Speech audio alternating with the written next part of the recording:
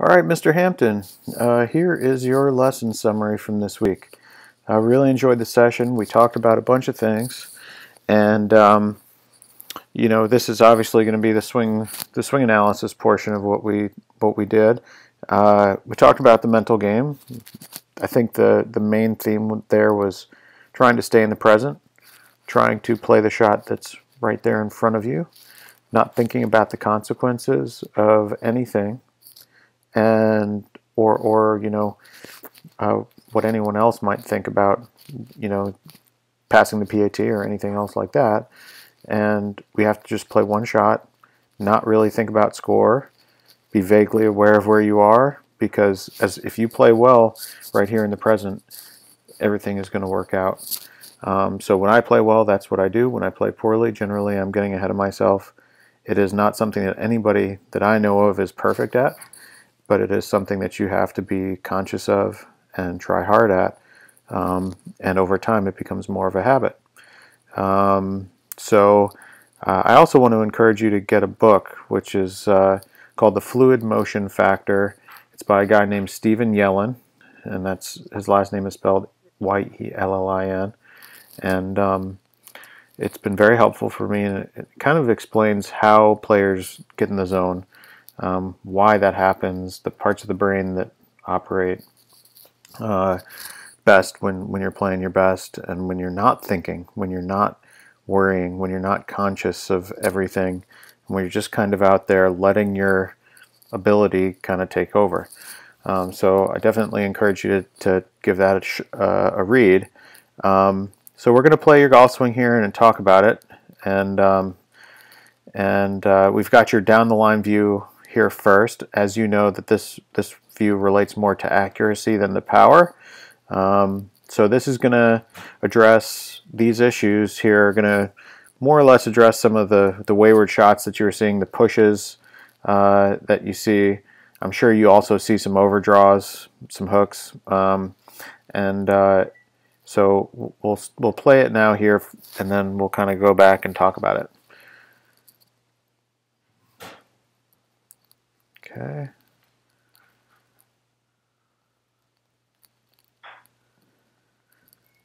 All right.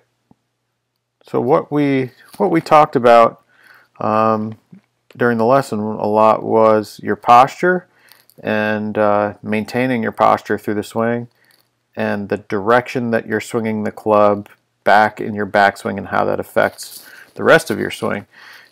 The posture stuff that we're seeing here, these lines at the top up here and at the against your rear end here down there, those lines are there to show us how well you stay in your posture through your swing. And you're actually coming out of it fairly quickly in your backswing. You're coming down and you're coming in. So your rear end's coming away from that line and your head's come down quite a bit. The camera, if you watch that top line, the camera did not move during that whole process. So that is your head coming down in the downswing. And so you've basically come out of your posture by then. And from there, it's going to be hard for you to get back to the golf ball. So what we saw in your backswing from the face-on view was that your head was going back and was moving around quite a bit. And that actually has to do with your posture and strength issues that we identified in your TPI screen. So the exercise program that we created for you is going to address those things. And if you work hard at it and we stay on top of it, I'm going to rescreen you after 6 weeks, and we'll get you a new program and keep addressing those things over time. You will be able to maintain your posture better in your backswing just by virtue of being stronger in the right places and more mobile. We're going for mobile and stable, right? So what we're seeing here now is that because you're coming out of your posture, the club is coming underneath that shaft line, and ideally we would actually like to see the club head up here traveling right along that line in the backswing until it kind of gets up here, and then it starts to traverse that line and move up to your shoulder plane line, kind of up there, right? And so what's happening is that it's going deep underneath that line. Oops. Put that one right back there. It's going deep underneath that line, and you're going to have to make a compensation to get the club back on plane in your downswing. So it goes way inside, and then we see you course correcting, trying to get the club on plane, but you're actually not able to do that really until the very last second, which means that there's a lot of room for inconsistency in your ball striking, because you're going to have to make some kind of a compensation with your hands to direct the club face and get the ball to go where you want it to. So it's all actually coming from your posture. Because you're moving down and toward the golf ball in the backswing, the club is coming inside because it doesn't feel like you can swing out. So what I actually want you to try to do is, like we worked on, you're going to work on your exercises, but you're going to work on getting in a good posture, feeling nice and stable. You can do this with your rear end against the wall. Choke down on the club like an inch or two, and take back swings where the club, it just feels like you're swinging it up the wall of the house, right? So instead of feeling the club come inside, we'll go back to the ball address. Instead of feeling the club come inside and fanning it in there that way, I want you to feel like you're hinging that left wrist more vertically. So we did that left wrist test for you, and you were very strong in that hinging position. That's where we want you. And so you'll be able to get the club more on plane, and you won't have to make as many compensations.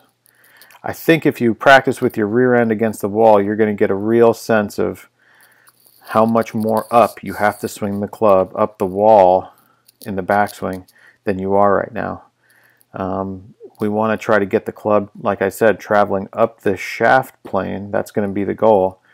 And then being able to kind of drop it down inside of the slot, you know, this way in the downswing, and then have it kind of travel down this line, not underneath that line the whole way. Alright, so now we're going to flip views, and we're just going to look at the other view here from face on. And as I was saying, you know, we're not looking for absolute stillness with the head, but what we are looking for is a limited amount of motion, really no more than 1 to 2 inches for most good players. There are some exceptions, but for each one of those exceptions, like Bernhard Langer or Keegan Bradley, there's Bob Tway, who doesn't move his head at all. So the vast majority of good players really don't move their head much. It's okay to have a little bit of movement, but your head has to get back to where it was in the address position for you to hit the golf ball well. Maybe a little bit lower. A lot of good players kind of let their head go down. So here, I'm going to play your swing here from this view.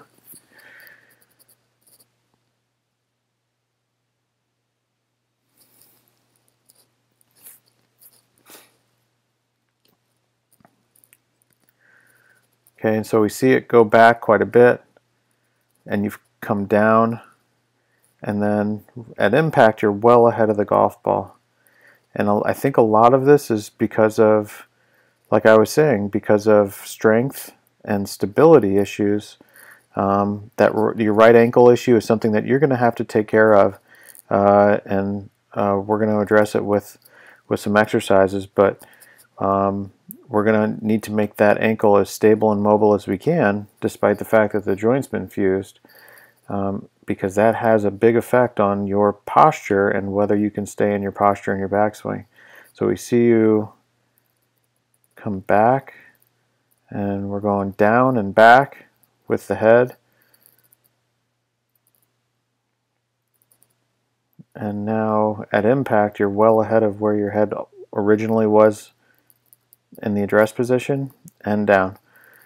So if we think about your head, it's like the center of the swing, and it's if the center of your golf swing is moving around, it's much harder for the club head to make its way back to the ball. It's like the planets orbiting the sun. If the sun moved, you know, suddenly, it would be very hard for the planets to remain on their normal orbit. and that's kind of the relationship between your head and the club head. So your mishits are going to come because your head moves more than it normally should, and we're going to try to improve that consistency a little bit. So I gave you a couple of ideas on how to work on that with your head against the wall, using your shadow. Get a bright light, put it behind you, and use your shadow in front of you while you're taking practice swings. So put your head against the wall, get the feeling of what it's like to turn around a centered head, more or less, and then move away from the wall and try to do the same thing using your shadow as feedback. I think that's going to help. The whole time you're going to feel like you're hinging a little bit more, right, with your left wrist in the backswing, make the club go up the wall. So that's about it for the golf swing. I hope I hope I'm keeping it fairly simple.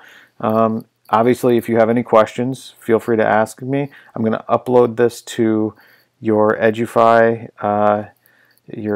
account, and give me a shout. Let me know how things are going. Let me know how the physical therapy is going. If you want me to connect you to my TPI PT guy, and we'll keep working at it. I think you have all of the tools you need. It's going to be about working on your fitness, making your golf swing a little bit tighter, and then making good decisions and supporting yourself out there, not getting ahead of yourself, not getting down on yourself. The whole "here we go again," thing was a theme I heard, and we want to get away from that, because you have to be your own supporter out there, because no one else is going to do it for you. And you just can't. Once you say "here we go again," basically the game is over. So I believe that we're gonna be able to pass the PAT in the spring, and we just have to put some work into it, and we're going to get you past that. So let me know if you have any questions. Have a very happy Thanksgiving with you and your family, and I will talk to you soon, sir. Thank you. Bye-bye.